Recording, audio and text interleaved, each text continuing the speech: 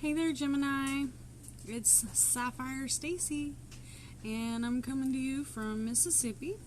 So I just wanted to start this reading off tonight with a little info about the planets retrograde.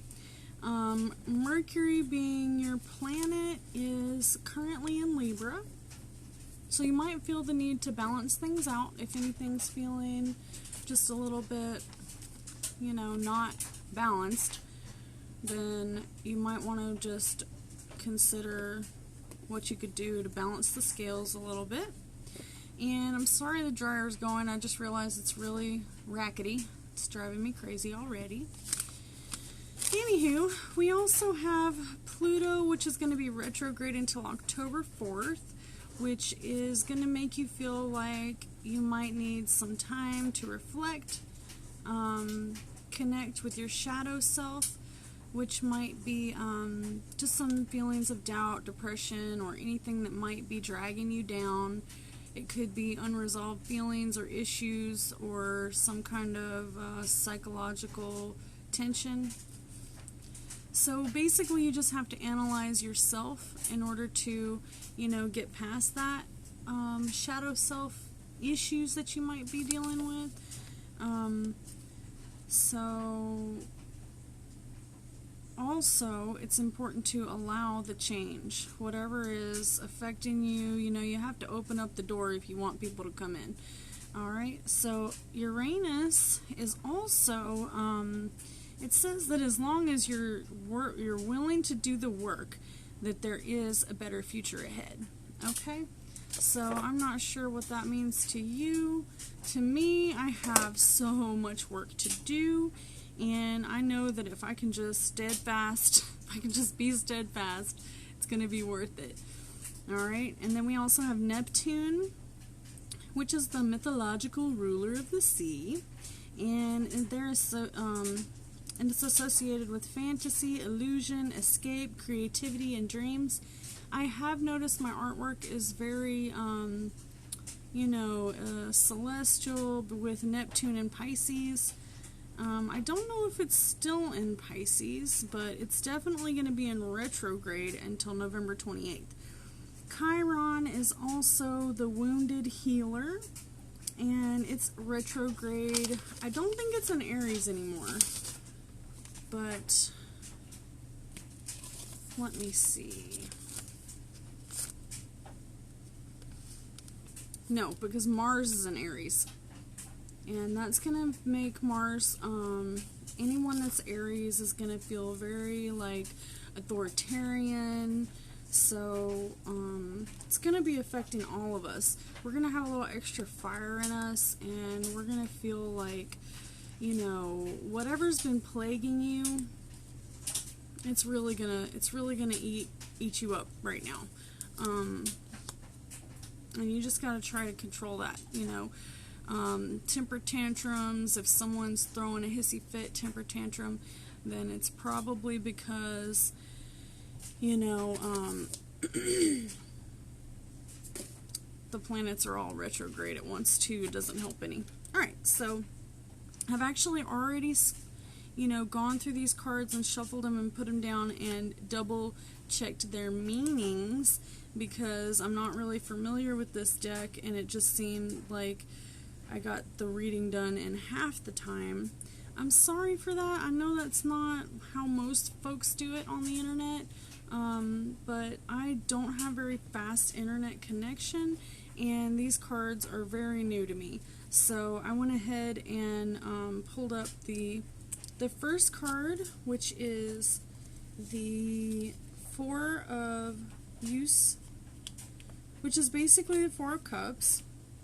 It said the Four of Cups is like, after you've been in a relationship for a while and it starts to get old, all those little things that were so magical about your new lover might be boring, and you just don't know what to do anymore. Well, there was some really good information here. So basically it's like the honeymoon phase is over. Now what do we do? So I'm going to go ahead and read it out to you verbatim, what it says here, because it's just so great and so positive, and everybody needs to hear this right now, especially if you've been in lockdown with your lover.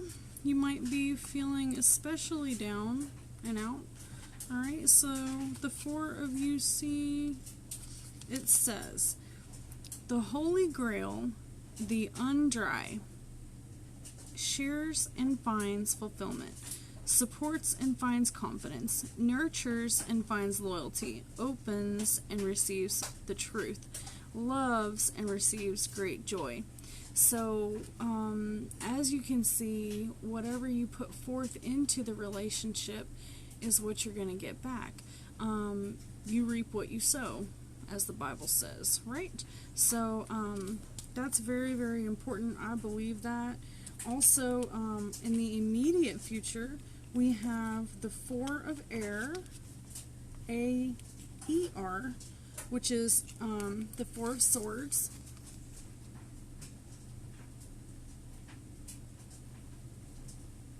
Okay, and the Four of Swords is basically just saying, let me see, it was,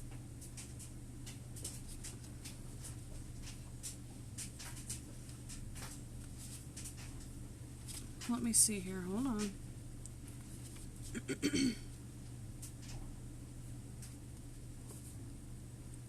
Alrighty, so, basically this one is about rest and relaxation. It's just mandatory in order to bring peace of mind. Meditation would be beneficial, but the main thing I wanted to read you was this little section. It says, the true power of the swords of illumination is not in its sharpness, but in its straightness, which points to the mark. Alright, so it's not always about how sharp your sword is. If you're sharpening your sword and you bend it, then that's not going to make it worth as much, and you know, it's not always about the cut double-edged sword type of situation there. Alright, so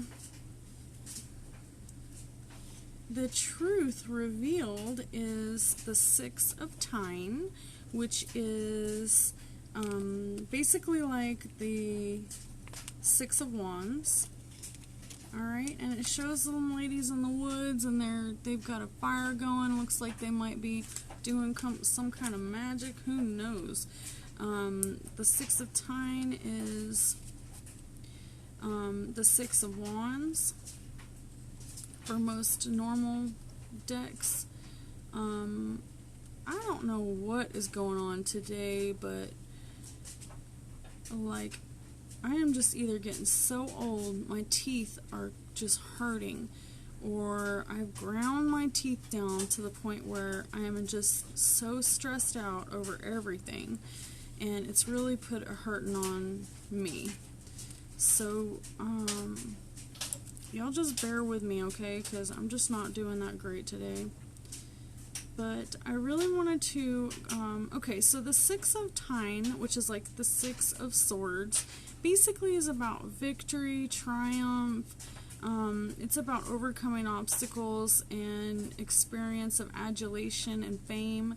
So you may have been trying really hard to get everything together, and then, you know, you did conquer it. You overcome whatever it is that you were trying to achieve.